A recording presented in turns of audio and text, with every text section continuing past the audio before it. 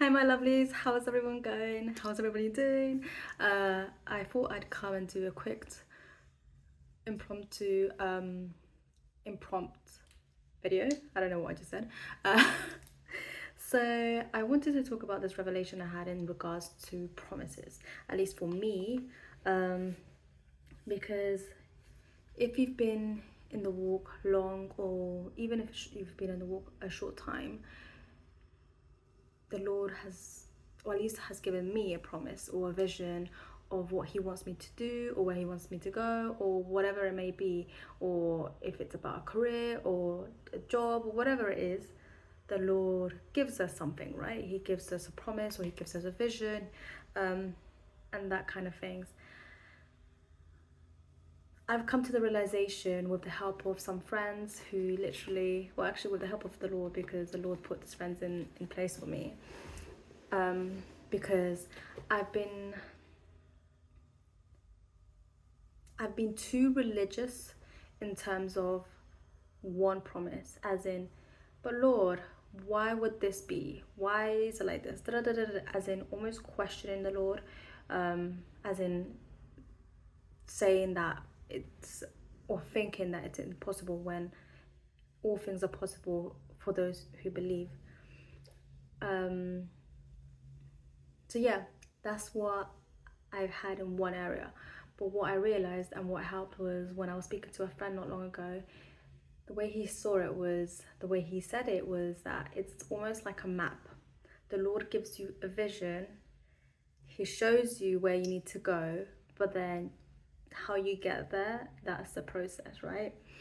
And the way I used to see it before, at least, it was, I don't know if anyone has seen those YouTube shorts or those memes on Instagram, TikTok. So basically, let's say there's this guy and his name is Joseph, and he wakes up from a dream because the Lord is saying, Joseph, Joseph, wake up.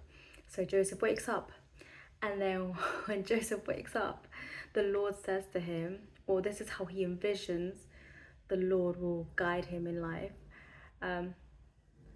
Joseph, Joseph, wake up. And then Joseph wakes up, and then the Lord says to him, quit your job. I want you to do this and then do that and then go here and then go there. And then you see the flip side of what usually happens, which is the Lord wakes up Joseph and he's like, Joseph, Joseph, wake up. And then Joseph wakes up. And then Joseph's like, yes, Lord. And Joseph says, and then the Lord says to Joseph, quit your job. And then Joseph's just there thinking, okay, and then what, Lord? And then Joseph is just there empty, as in the Lord stays quiet, you know? So it is a thing of having faith and really just, the Lord has given you something and having faith. Obviously test the spirit, you know? But yeah, thank God the Lord had brought someone to me that really just helped me understand what was going on. And as the person was talking, I realized, oh, I get it, you know, because the way he explained it was, it's almost like a map. You get a promise, it's almost, you know, you envision a map, and then the Lord says, this is your destination. But you're thinking, okay, then how do I get to that destination? Sort of thing. And sometimes it's not about how do I get there. Sometimes it's, you just need to wait until the Lord tells you to move, you know. And as I was hearing what he was saying, it was very fascinating, because I came to the realization that I have many promises, and all these other promises, I'm thinking, yeah, that makes sense. Yeah, I can see that. Oh, I can see that. I don't understand that. And it's almost as in this tug of war, that it doesn't necessarily need to be there. The Lord has not told me to move. I don't need to do anything, and that's that. But in that circumstance, I've realized that there's this beautiful thing that has occurred, that when I was speaking to my friends, I realized, okay, I don't need to move, but everything that's brewing out of the situation is God highlighting that I need to be healed in these areas. I need to really know who I am in the Lord, and who the Lord says I am, as opposed to trying to do things out of my own strength, because I'm not meant to. you know, at least in this situation. So yeah, that was just beautiful. It just goes to show that when you pray, and when you pray wholeheartedly, that the Lord will answer. And the Lord came through for me in this request, because I was in a pickle. I was worried, I was struggling, I wasn't sure, I was trying to do things by my own strength. And the Lord heard me, heard my prayers, and brought someone along that actually helped me understand what was going on. And now that I'm moving forward and trying to move in purpose, as in what the Lord actually has for me, I realized, ooh, okay, this is why the Lord doesn't want me to worry about all these other things, because He wants me to focus on this and move in this direction. Once that's going on, everything else will come into place. So it's almost like a puzzle within the map, and it all, once you start moving in the direction that the Lord has told you to, which is, let's say this is the middle, you have the first promise, let's just say you have the first promise, second promise, third promise, you have the middle promise, and in the middle promise the Lord is saying, I want you to move in this direction first. So once you start moving in this direction, the number 1 and number 3 actually start also moving towards that promise, as in they all come together. And that's how, for me, that's how the revelation came. Because I can't remember the Bible verse, but it basically says, the Lord says something along the lines, I'm going to butcher it, but it was basically focus on His kingdom first and all things will be added onto you. And it's true, we need to focus on the things of the Lord first. And once that happens, then everything else will come into place.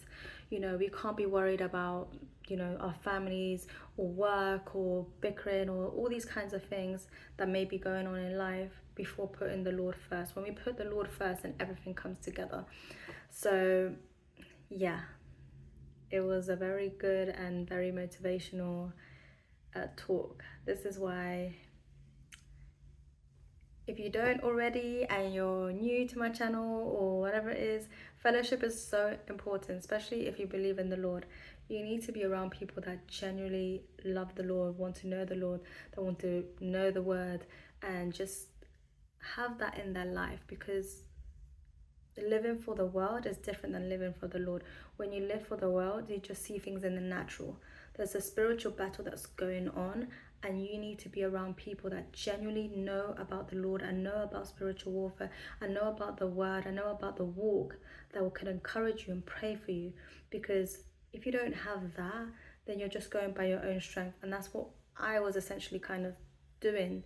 I was here and there, and because of that, it made the walk even difficult. So yeah, I encourage anyone that's, you know, doing that and just trying to do things on their own. Yeah, just try to find, even, you don't even have to, I know the Bible does say that going to church is important because of fellowship, but for whatever reason, just wherever the Lord leads you, just, I pray that you find that. Because having that community, having that communion, having that protection over your life is so important. Because otherwise, if you're doing it alone, it's not good, you know. So yeah, I hope you guys like my video.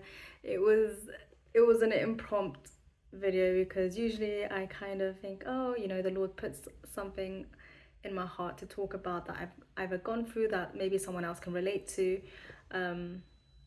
You know, just share my walk in the Lord, you know, which is not perfect, so maybe it can help others. I know it's helped me when I've seen other people share their journey, because I don't feel that alone anymore, or vice versa. So yeah, I hope this has encouraged you. If not, you know, I have other videos that maybe is for you. But yeah, God bless you and have a good day and a good week. Bye.